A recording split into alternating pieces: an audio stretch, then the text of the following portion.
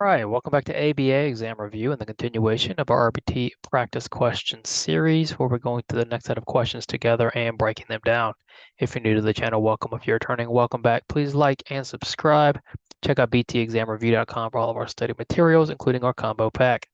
As always, when you pass, let us know so we can include you in the Sunday shout out.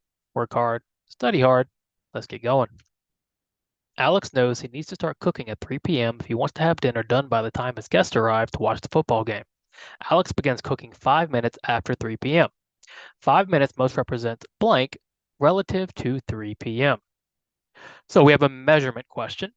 And what we're looking at specifically is this 5 minutes. And importantly, it's relative to 3 p.m. Because what do we know about 3 p.m.? Well, we know Alex has to start cooking at 3 p.m. if he wants to have dinner done when his guests arrive. So 3 p.m. is going to be the SD, or the discriminative stimuli, signaling to Alex he needs to start cooking. So 3 p.m. happens, Alex starts cooking. When his guests arrive, the meal is ready. However, Alex didn't start cooking until 5 minutes after 3 p.m. So 3 p.m. came, 5 minutes passed, Alex started cooking. So what do we call the time in between the SD and the start of the response? A, duration. Duration is the length of time that one response takes. We're not looking at how long it took Alex to cook a meal or prepare the meal. We're looking at the time in between the SD and the response. So we're looking at that point in time. So B, latency, is what we're talking about. Latency is the time between the SD and the start of a response. So 3 p.m. is our SD, 5 minutes passes, that's our latency, and then the response begins. Why is it not inter-response time? Well, inter-response time is the time in between two responses. So we're not looking at two separate responses. And then second C, which should be D, of course. Frequency. Are we taking account of anything? Are we counting anything? No. We're simply looking at the time in between the SD, 3 p.m., and the time it takes him to start the response, which is 5 minutes. So 5 minutes most represents latency relative to 3 p.m. The streets in your neighborhood are going to be under construction on different days over the next month. Night before construction starts, signs are put up on the roads that say, no parking, violators will be towed. The signs are functioning as what? So we're looking at the signs and what the signs are functioning as. So when the question is phrased as that, we're looking at what are the characteristics of the signs? What purpose are the signs serving? So we know that the streets in your neighborhood will be under construction. Before construction starts, these signs are put up, and the signs say, no parking, violators will be towed. So what happens if you read that sign and you park there? Well, the consequence is you're going to get towed. And getting towed is a punishment. First and foremost, those signs are signaling punishment is available if you park here. Now, what if you read that sign? It says no parking, violators will be towed, and you go park somewhere else. What's the consequence? Well, you've avoided being towed. You've escaped the threat of being towed. So negative reinforcement has now occurred. The SD, there's a threat of towing. You park somewhere else. You've avoided being towed. Avoidance, escape is negative reinforcement. So the signs are functioning as what? A, SD for negative reinforcement. Yes, first, it's an SD for negative reinforcement.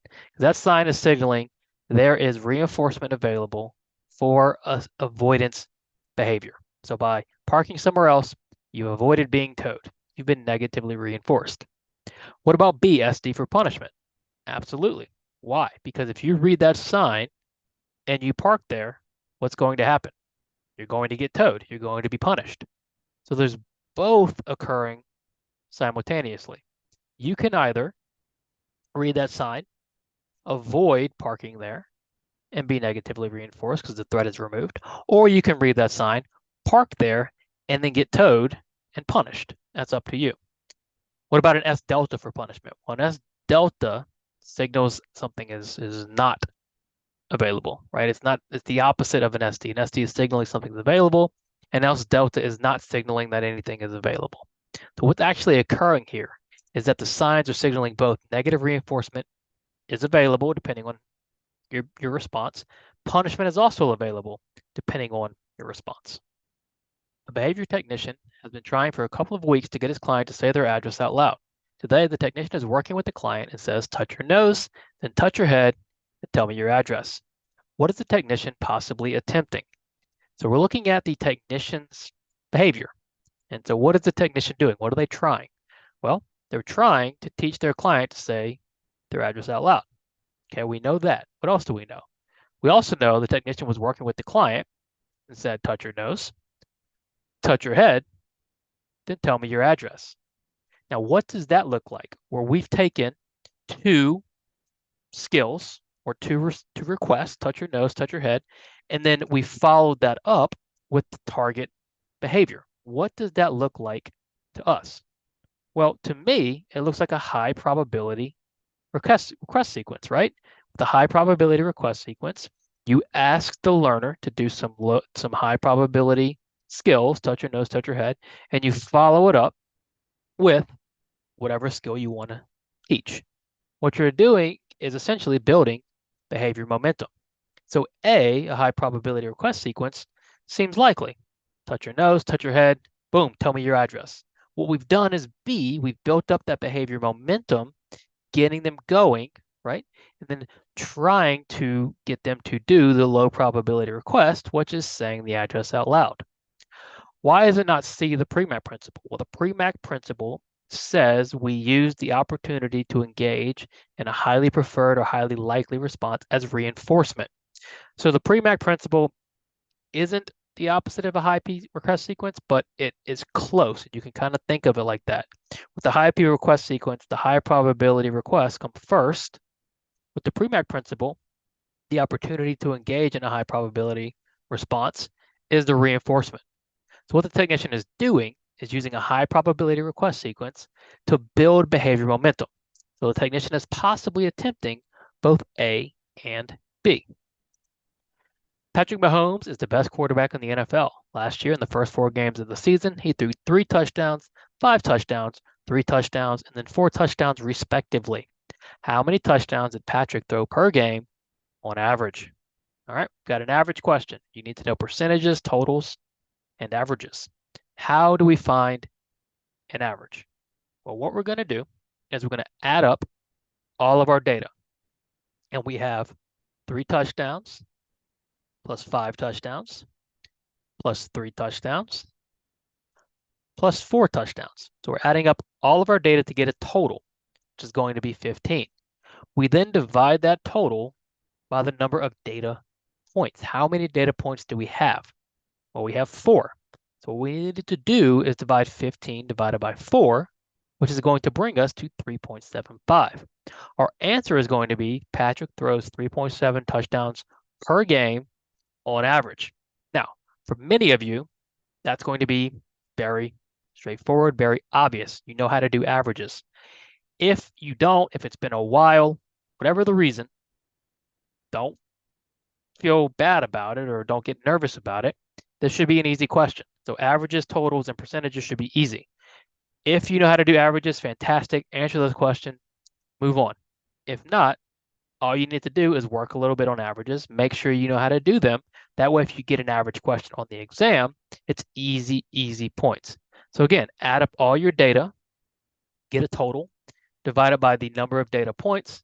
That will be your average. How many touchdowns did Patrick throw per game on average? 3.75. Your son has a small plastic chair that he likes to sit in while he plays at the table. One day he tried to pick up the chair and move it, but the chair got stuck on something in his playpen. He started to cry, so you said, "Do you need help?" and waited for an answer. What are you likely attempting? All right, well, let's think about this. We're looking at your behavior. So you have a son. He has a chair that he sits in while he plays. One day, he picked up the chair and moved it, but the chair got stuck on something. He started to cry. So you said, "Do you need help?" and waited. Because why do we suspect he was crying? We suspect he was crying because his chair was stuck. So either he's likely seeking attention, right? He's likely seeking you or somebody to come help him. So instead of crying, which is in a socially valid behavior and isn't necessarily the behavior we want to see, you are trying to teach your son a way to communicate with, do you need help? And once you say, do you need help? You wait it because you want them to say help or yes, and then you reinforce. What are you attempting? A, the pre-MAC principle. Again, the pre-MAC principle is when it's grandma's law, right? You use the opportunity to engage in a highly likely or preferred response as reinforcement for a low preferred. It's essentially eat your vegetables, you get ice cream. It's not really what we're doing here, right? We're trying to give our son or your son communication skills. So what about a high P request sequence? Well, we just talked about high P sequences, and we go high probability, low probability, or high P, high P, high P, low P. Again, now what happened here? What happened was you were attempting functional communication training. You're naturally teaching your son to better communicate functionally because when he started to cry, you knew why. So instead of running over and helping immediately, you used it as an opportunity to give him the words. Do you need help? And you want him to say yes or help, and then we can reinforce. So in the future, he can functionally communicate to you when he needs help rather than crying. So what are you likely attempting? C, functional communication training. You just passed your behavior technician exam and start your new job working in an ABA clinic. Second day of your job, your supervisor asks you to perform a full functional analysis by yourself on an 8-year-old client with autism. You have never done this independently. How should you respond? This is almost an ethics question. It more or less is. All right. So we're looking at you and your response to this scenario. You're a brand new technician. You just started working in a clinic. The second day of your job, your supervisor says, I want you to perform a full functional analysis by yourself on an 8-year-old client. Now, first and foremost, functional analyses should never be done independently because you need at least 2 people. And a full functional analysis, at least, you want 2 people there, one to observe and then one to manipulate. Especially as a behavior technician, you should never be doing functional analyses, full functional analyses independently, especially on your second day of your job, and you've never done this independently. So you have all these variables in place. How should you respond? A, attempt the functional analysis to the best of your ability. Well, absolutely not. You've never done it independently. It's your second day on the job, and you shouldn't be doing the full functional analysis by yourself as a technician anyway. So A is out. You don't just try your best, even though you might have good intentions. We don't want to harm the client. B, refuse to do the functional analysis and find a new job. Well, not necessarily. Maybe your supervisor made a mistake. Maybe they overestimated something. Who knows, right? But you can refuse, but you don't necessarily need to find a new job. C, only conduct the functional analysis under supervision with assistance. Yes. The only time you should be doing these functional analyses are under supervision and with assistance from your supervisor, your supervising analyst. D, report your supervising behavior analyst to the board. No, remember, ethics questions and ethics scenario, you always want to try to resolve the scenario first before reporting anybody to the board. So what you want to do is only conduct the functional analyses under supervision and with assistance. Awesome. Thank you for watching. Check out btexamreview.com for all of our study materials, including our combo pack. As always, when you pass, let us know so we can include you in the Sunday shout out. Work hard, study hard. I'll see you soon.